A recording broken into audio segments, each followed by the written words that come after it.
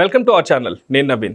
ప్రభాస్ గారి movie update event తర్వాత trailer release అవటం, ప్రస్తుతం వస్తున్న సాగాలో ఆయన రేస్లో దూసుకొని పోతూ ఉన్నాడు. ప్రభాస్ గారి గురించి మనతో మాట్లాడడానికి సినీ అనలిస్ట్ అప్పాజీ గారు ఉన్నారు. సార్తో మాట్లాడదాం. నమస్తే అండి. నమస్తే నవీన్. సినీ ఇండస్ట్రీలో ఒక రేస్లో దూసుకుంటూ పోతున్నది ప్రభాస్ గారి ప్రజెంట్ చెప్పుకోవాలి. ఎందుకంటే అన్ని అప్డేట్స్ వస్తూనే ఉన్నాయి, కంటిన్యూస్ వస్తున్నాయి.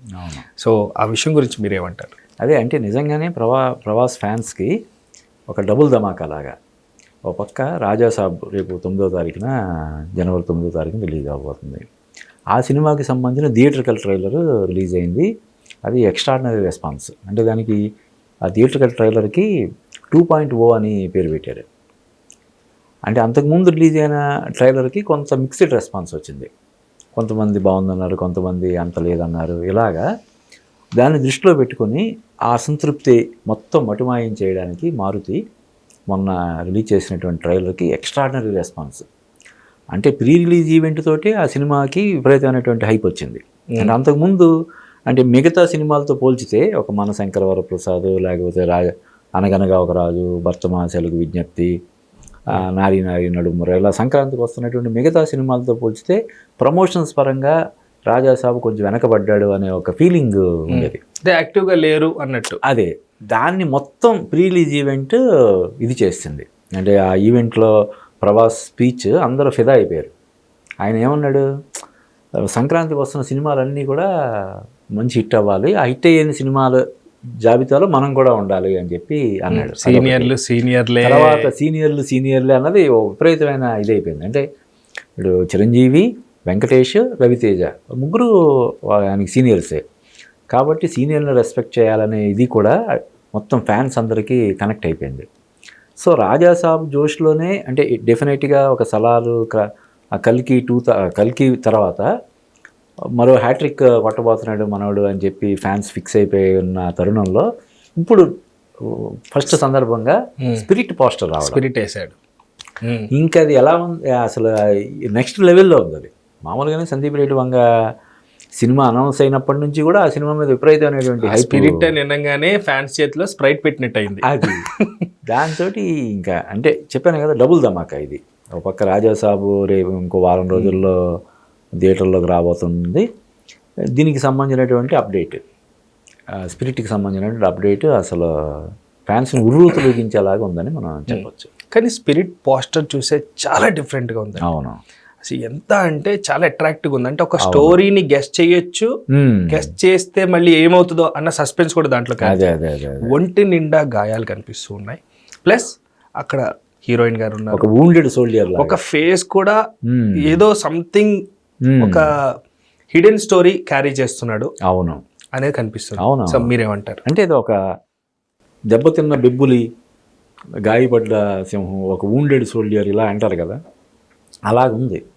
ఇప్పుడు మామూలుగానే ప్రభాస్ కటౌట్కి అతను చేసే యాక్షన్కి విపరీతమైనటువంటి అప్లాజ్ వస్తుంది. దానికి తోడు ఒక సిన్సియర్ పోలీస్ ఆఫీసర్గా అతనికి కొన్ని ఎదురు దెబ్బలు తగిలినప్పుడు అతను ఏ విధంగా రియాక్ట్ అవుతాడు అనేది సినిమాలో కథాంశంగా మనం అంటే ఫస్ట్ రిలీజ్ చేసినటువంటి గ్లిమ్స్, ఆడియో గ్లిమ్స్ ద్వారా మనకు అర్థమవుతుంది. కాబట్టి ఒక wild action with sentiment, romance, emotions, drama ఇవన్నీ ఉంటాయని మనకి అనిపిస్తుంది. ఇప్పుడు యానిమల్ సినిమాలో కూడా ఒక పక్క ఆ బోల్డ్నెస్ అది ఉంటూనే ఆ తండ్రి కొడుకుల మధ్య ఉన్నటువంటి ఆ బాండింగ్, హస్బెండ్ వైఫ్ మధ్య ఉండే ఆ రిలేషన్, అవన్నీ చాలా బ్యూటిఫుల్గా ఎస్టాబ్లిష్ చేస్తాడు. ఈవెన్ అర్జున్ రెడ్డిలో కూడా అలాగే కదా ఉంటుంది. సో ఈ సినిమాలో కూడా, ఈ స్పిరిట్ సినిమాలో కూడా నెక్స్ట్ లెవెల్లో ఆ ఎమోషన్స్ అన్నీ ఉంటాయని. సో మినిమం అయితే ఎక్స్పెక్ట్ చేయొచ్చు అంటారా? మినిమం కాదు, మ్యాక్సిమం అంటే ఎంత ఎక్స్పెక్ట్ చేసినా కూడా దాన్ని మించే ఉంటుంది సినిమా. సందీప్ రెడ్డి వంగ సినిమా ఇలా ఉండొచ్చు అని ఎక్స్పెక్టేషన్స్ కూడా వెళ్తే దానికి మించి ఉండేలా తీయడంలో మనోడు సిద్ధహస్తుడు. సో ఒక ఎక్స్పెక్టేషన్తో వెళ్ళొద్దు, కానీ 100% సాటిస్ఫై చేస్తాడు. ఎన్ని ఎక్స్పెక్టేషన్స్ వెళ్ళినా కూడా బియాండ్ ఎక్స్పెక్టేషన్స్ ఉంటుందని మనం చెప్పొచ్చు సందీప్ రెడ్డి వంగ సినిమా. అండ్ ఇప్పుడు వచ్చిన స్పిరిట్ సినిమా గురించి ఆ పోస్టర్ చూస్తే ఎలా అర్థం చేసుకోవాలండి? అదే అంటే ఒక యాక్షన్ పరంగా ఒక వైల్డ్ యాక్షన్ ఉంటుంది, రొమాన్స్ ఉంటుంది, రెవెంజ్ ఉంటుంది, సెల్ఫ్ ప్రొటెక్షన్ అనేది ఉంటుంది. ఇలాగా వేరియస్ ఎమోషన్స్ అవి ఉంటాయి. అంటే ప్రాపర్గా బాహుబలి లాంటి సినిమా తర్వాత ప్రభాస్ ఇటువంటి సినిమా కదా చేసి ఉండాల్సింది అనిపించేలాగా, ఇది బాహుబలి తర్వాత వస్తే ఏంటి పరిస్థితి కదా. బాహుబలి తర్వాత నిజంగా ఇప్పటికే దేవుళ్ళ చూస్తున్నారు. ఇంకా నిజంగా దేవుడన్నా ఆ, పక్క రాష్ట్రాల్లో చూస్తే కొంతమంది గుళ్ళే కట్టారు. అవును, పేర్లు ఈవెన్ జపాన్లో కూడా ఈయనకి ఫ్యాన్స్ ఉన్నారు. మిగతా రాష్ట్రాల్లో కాదు, మిగతా దేశాల్లో కూడా ఒక ఫ్యాన్ బేస్ ఉన్నటువంటి హీరో ప్రభాస్ కనిపిస్తున్నాయి ఆయన. ప్లస్ ఈ సినిమాని కేవలం ఇండియాలోనే కాకుండా మిగతా దేశాల్లో కూడా విడుదల చేసేందుకు సన్నాహాలు చేస్తున్నారు. అదొక చెప్పుకోదగ్గ విషయంగా మనం చూడాలి. సో మీ దృష్టిలో మీ అనాలిసిస్ ప్రకారం కలెక్షన్స్ వరకు వస్తే ఎట్లా ఉండబోతుంది? అంటే ఇది టూ ఎర్లీ, ఇప్పుడు ఇంకా 1 year పడుతుంది ఆ సినిమా రావడానికి. డెఫినెట్గా ఇప్పుడు అతని సినిమాలు అర్జున్ రెడ్డి ఇక్కడ ఏ విధమైనటువంటి సెన్సేషన్ క్రియేట్ చేసిందో మనకు తెలుసు.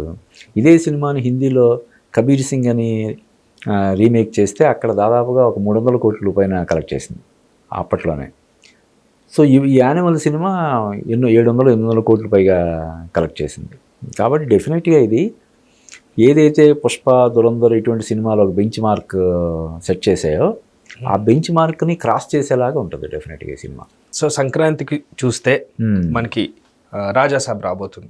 సో డబ్బింగ్ సినిమాలు కూడా ప్రభావం చేసే అంశం అన్న. డబ్బింగ్ సినిమా అంటే ఒకటే వస్తుంది చెప్పుకోదగ్గ సినిమా, అది విజయ్ లాస్ట్ సినిమా అని చెప్పి, జననాయకుడు అని చెప్పి రాజాసాబ్తో పాటు అది విడుదల చేస్తున్నారు. కానీ విజయ్ అక్కడ సూపర్ స్టార్ అయి ఉండొచ్చు. విజయ్ తమిళనాడులో సూపర్ స్టార్, ఇక్కడ కాదు కదా. Prabhas all India rebel star, కానీ విజయ్ మాత్రం తమిళ్లో మాత్రమే అతనికి ఆ క్రేజ్, అది అక్కడ విపరీతంగా కలెక్షన్స్ కొల్లగొడుతుంది. మొన్న మలేషియాలో జరిగినటువంటి ప్రీ రిలీజ్ ఈవెంట్కి విపరీతమైనటువంటి రెస్పాన్స్ వచ్చింది. అంటే ఒక ప్రీ రిలీజ్ ఈవెంట్కి కూడా టికెట్లు పెట్టి అమ్మారు. ఎంఐపి అయితే ఒకటి, విఐపి అయితే ఒకటి, గ్యాలరీ, ఇలాగా దాని మీద విపరీతంగా సంపాదించారు. దాని తర్వాత స్ట్రీమింగ్ రైట్స్ రూపంలో కూడా వాళ్ళకి బాగా డబ్బులు వచ్చినాయి.